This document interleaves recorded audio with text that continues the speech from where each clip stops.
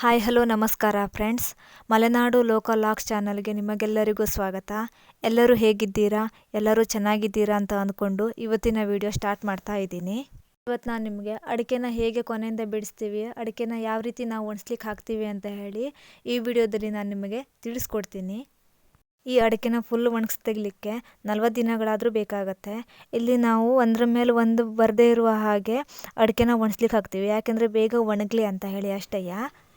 ಇದು ಅಷ್ಟು ಅಡಿಕೆನ ನಾವು ಕೊನೆಯಿಂದ ಬಿಡಿಸ್ಬೇಕು. ಅದನ್ನು ನಾವು ಕೊನೆಯಿಂದ ಹೇಗೆ ಬಿಡಿಸ್ತೀವಿ ಅಂತಂದರೆ, ಒಂದು ಮರದ ದಿಂಬೆ ಹಿಡ್ಕೊಂಡು ಕೊನೆ ತಗೊಂಡು ಅದ್ರ ಮೇಲೆ ಜಪ್ಪಿ ನಾವು ಕೊನೆಯಿಂದ ಅಡಿಕೆನ ಬಿಡಿಸ್ತೀವಿ.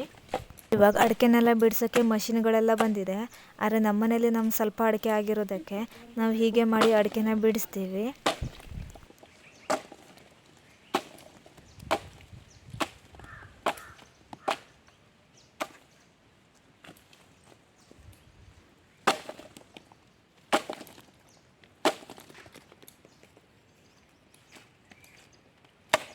ಪ್ರತಿ ಅಡಿಕೆ ಕೊನೆಯೂ ಈ ಥರ ಎತ್ತಿ ಜಪ್ಪಿ ತೆಗೆಯುವುದಕ್ಕೆ ಸ್ವಲ್ಪ ಕಷ್ಟವಾಗತ್ತೆ. ನಮ್ಮನೇಲಿ ಸ್ವಲ್ಪ ಅಡಿಕೆ ಇರೋದಕ್ಕೆ 2-3 ಜನ ಸೇರಿ ಅಡಿಕೆನ ಈ ಥರ ಜಪ್ಪಿ ತೆಗೆಯೋದ್ರಿಂದ ನಮ್ಗೆ ಅಷ್ಟೇನು ಅನಿಸೋದಿಲ್ಲ. ಆದರೆ ತುಂಬ ಅಡಿಕೆ ಇದ್ದರೆ ಈ ಥರ ಜಪ್ಪಿ ತೆಗೆಯೋದಕ್ಕೆ ಸ್ವಲ್ಪ ಕಷ್ಟವಾಗತ್ತೆ. ದೊಡ್ಡ ದೊಡ್ಡ ಕೊನೆ ಇರುತ್ತಲ್ವ, ಅದನ್ನು ನಾವು 3-4 ಪೀಸ್ಗಳನ್ನು ಮಾಡ್ಕೊತೀವಿ. ಅಡಿಕೆನ ಎಷ್ಟೇ ಜಪ್ಪಿ ತೆಗೆದ್ರೂ ಕೂಡ ಒಂದೊಂದು ಅಡಿಕೆ ಕೊನೆಗೆ 4-5 ಅಡಿಕೆನ ಹಾಗೆ ಉಳಿದು ಬಿಡುತ್ತೆ.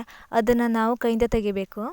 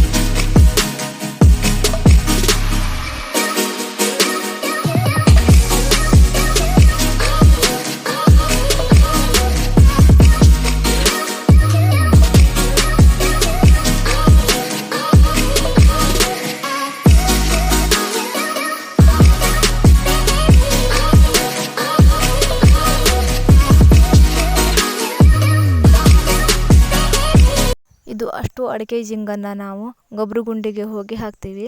ಇದರಿಂದ ನಾವು ಗೊಬ್ಬರನ ಮಾಡ್ಕೊತೀವಿ. ಅಡಿಕೆನ ಅಷ್ಟು ಬಿಡಿಸಾಯಿತು. ಈಗ ನಾವು ಇಡೀ ಅಂಗಳಕ್ಕೆ ಅದನ್ನು ಹರಡಬೇಕು. ಒಂದೇ ಕಡೆಗೆ ದೊಡ್ಡ ರಾಶಿ ಹಾಕೊಂಡು ಬಿತ್ಕೊಂಡಿದೆ.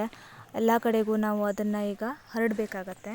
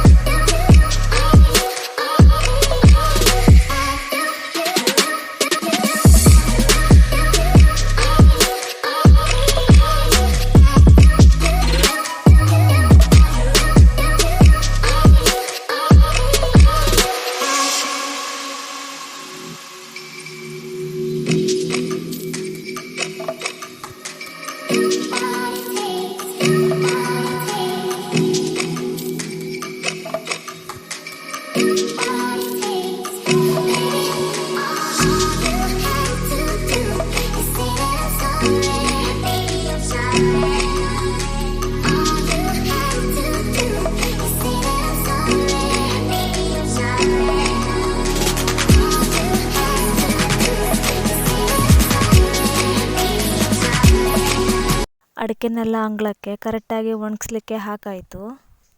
ಇದನ್ನು ನೆಕ್ಸ್ಟು 20ರಿಂದ 25 ದಿನಗಳಾದಮೇಲೆ ಒಂದು ಸತಿ ಅಡಿಕೆನ ತಿರುಗಿಸಾಕಬೇಕು. ಅಂತಂದರೆ ಎಲ್ಲ ಕಡೆಯಿಂದನೂ ಕರೆಕ್ಟಾಗಿ ಬಿಸಿಲು ತಾಗಿದ್ರೆ ಅಡಿಕೆ ಚೆನ್ನಾಗಿ ಒಣಗತ್ತೆ ಅಂತ ಹೇಳಿ ಅಷ್ಟೇ.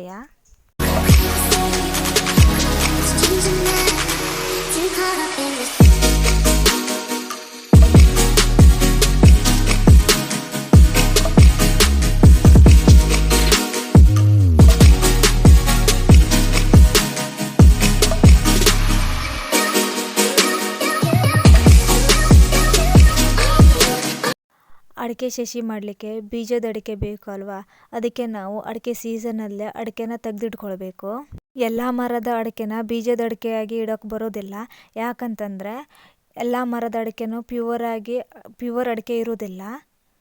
ಮತ್ತು ಅಡಿಕೆ ಮರಕ್ಕೆ ಕನಿಷ್ಠ ಅಂದರೂ 30 ವರ್ಷದ ಮೇಲಾದರೂ ಆಗಿರಬೇಕು. ಅಂಥ ಮರಗಳನ್ನು ಜಾಸ್ತಿಯಾಗಿ ಬೀಜದ ಅಡಿಕೆಯನ್ನಾಗಿ ಇಡ್ತಾರೆ. ನಮ್ಮನೆ ತೋಟದ ಬೀಜದ ಅಡಿಕೆ ಅಲ್ಲ, ಬೇರೆಯವ್ರ ಮನೆ ತೋಟದ ಬೀಜದ ಅಡಿಕೆ ಇದು. ಕೆಲವೊಂದು ತೋಟದಲ್ಲಿ ಬೀಜದ ಅಡಿಕೆ ಅಂತೇಳಿ ಕೆಲವೊಂದು ಮರಗಳು ಇರುತ್ತೆ. ಅವರಿಗೆ ನಾವು ಮೊದಲೇ ಹೇಳಿಟ್ರೆ ಅವ್ರು ನಮಗೆ ಬೀಜದ ಅಡಿಕೆನ ಇಟ್ಟಿರ್ತಾರೆ. ಅವ್ರು ಅಡಿಕೆನ ಕೊಯ್ದಾಗ ಅವ್ರ ಮನೆಗೆ ಹೋಗಿ ಅಡಿಕೆನ ತೊಗೊಂಡು ಬರ್ತೀವಿ. ಬೀಜದ ಅಡಿಕೆ ತೊಗೊಂಡು ಬಂದಾದಮೇಲೆ ನೀರಿಗೆ ಹಾಕಿ ಚಲೋ ಅಡಿಕೆನ ನಾವು ಬೀಜಕ್ಕೆ ಇಡ್ತೀವಿ. ನಾವು ಬೀಜದ ಅಡಿಕೆನ ಈಗಲೇ ಡೈರೆಕ್ಟಾಗಿ ಕೊಟ್ಟೆ ಒಳಗೆ ಹಾಕಿ ಇಡೋದಿಲ್ಲ. ಈ ಅಡಿಕೆನೆಲ್ಲ ಕರೆಕ್ಟಾಗಿ ಮಣ್ಣಿನ ಮೇಲೆ ಇಟ್ಟು ಅಡಿಕೆ ಮೇಲ್ಗಡೆಯಿಂದ ಒಂದು ಸ್ವಲ್ಪ ಮಣ್ಣು ಹಾಕಿ ಅದ್ರ ಮೇಲ್ಗಡೆಯಿಂದ ಒಂದು ಸ್ವಲ್ಪ ಹುಲ್ಲು ಹಾಕಿ ದಿನ ನೀರು ಹಾಕಿ ಮೊಳಕೆ ಬಂದು ಆದಮೇಲೆ ನಾವು ಕೊಟ್ಟೆ ಒಳಗೆ ಮಣ್ಣು ಹಾಕಿ ಮೊಳಕೆನ ಇಟ್ಟಿರ್ತೀವಿ. ಬೀಜದ ಅಡಿಕೆನ ನಾವು ಯಾಕೆ ನೀರಿಗೆ ಹಾಕಿ ಚಲೋ ಅಡಿಕೆ ಹೌದೋ ಅಲ್ವೋ ಅಂತ ಹೇಳಿ ನೋಡ್ತೀವಿ ಅಂತಂದರೆ, ಯಾವ ಅಡಿಕೆನ ಕರೆಕ್ಟಾಗಿ ಮೇಲ್ಮುಖವಾಗಿ ನಿಲ್ತದೆಯೋ ಅದು ಚಲೋ ಅಡಿಕೆ, ಯಾವ್ದು ಒಂದು ಸ್ವಲ್ಪ ಕ್ರಾಸಾಗಿ ನಿಂತ್ಕೊತದೆಯೋ ಅದು ಚಲೋ ಅಡಿಕೆ ಅಲ್ಲ ಅಂತ ಹೇಳಿ. ಯಾಕೆಂದ್ರೆ ಅಂಥ ಅಡಿಕೆನ ಸ್ವಲ್ಪ ಕ್ರಾಸಾಗಿ ಬರಬಹುದು ಅಂತ ಹೇಳಿ ಅಂಥ ಅಡಿಕೆನ ಬೀಜಕ್ಕೆ ಹಾಕೋದಿಲ್ಲ. ಎಲ್ಲರೂ ಬೀಜದ ಅಡಿಕೆನ ಹೀಗೆ ಇಡ್ತಾರೆ ಅಂಥೇಳಿ ನನಗೆ ಗೊತ್ತಿಲ್ಲ. ಆದರೆ ನಮ್ಮ ಮನೇಲಿ ನಾವು ಪ್ರತಿ ವರ್ಷವೂ ಕೂಡ ಬೀಜದ ಅಡಿಕೆನ ಹೀಗೆ ಮಾಡಿ ಇಡೋದು. ಈ ವಿಡಿಯೋ ನೋಡ್ತಾ ಇರೋರಿಗೆಲ್ಲ ವಿಡಿಯೋನ ಇಷ್ಟ ಆದರೆ ಲೈಕ್ ಆ್ಯಂಡ್ ಶೇರ್ ಮಾಡಿ, ಹಾಗೆ ಸಬ್ಸ್ಕ್ರೈಬ್ ಮಾಡ್ಕೊಳ್ಳೋದನ್ನು ಮರಿಬೇಡಿ ಫ್ರೆಂಡ್ಸ್.